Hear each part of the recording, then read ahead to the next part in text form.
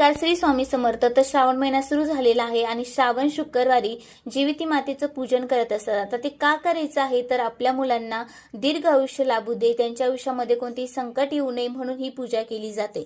आता ही पूजा करत असताना आपल्याला काय करायचं आहे, तर सकाळी लवकर उठायचं आहे, स्नान करून घ्यायचं आहे, आपलं घर आणि देवघर दोन्ही स्वच्छ करून घ्यायचं आहे, छान रांगोळी काढायची आहे आणि जीविती मातेचा फोटो असेल तर तुम्ही अर्थातच चौरंगावर किंवा पाटावर मांडू शकता किंवा मग जीविती मातेचा कागद मिळत असतो तो तुम्हाला आणायचा आहे, तो आपण भिंतीवर सुद्धा लावू शकतो. तर आता हे झाल्यानंतर आपल्याला हळद, कुंकू, अक्षदा, फुलं, दुर्वा आणि नैवेद्य त्या फोटोला दाखवून घ्यायचं आहे. सगळ्यात प्रथम गणपती बाप्पाची पूजा करून घ्यायची आहे. नंतर आपल्याला प्रार्थना करायची आहे. प्रार्थना काय करायची आहे, तर माझ्या लेकरांना उत्तम आरोग्य, दीर्घ आयुष्य, सुख समाधानी लाभू दे अशी मातेच्या चरणाशी आपल्याला प्रार्थना करायची आहे. नंतर गोडाचा नैवेद्य अर्पण करायचा आहे. गोडाच्या नैवेद्यामध्ये तुम्ही साधा सुद्धा खडी साखर, गूळ किंवा मग खीर अशा पद्धतीचा सुद्धा दाखवू शकता. त्यानंतर तुम्हाला काय करायचं आहे, तर जीविती मातेची कहाणी ऐकायची आहे.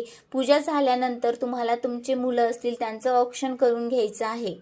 तर अशा पद्धतीने साध्या सोप्या पद्धतीने तुम्हाला पूजा करून घ्यायची आहे. तर आपण जे आहे चारही श्रावणी शुक्रवार जे आहे ही पूजा करत असतो आणि पोळ्याच्या नंतरच हा कागद काढला जातो.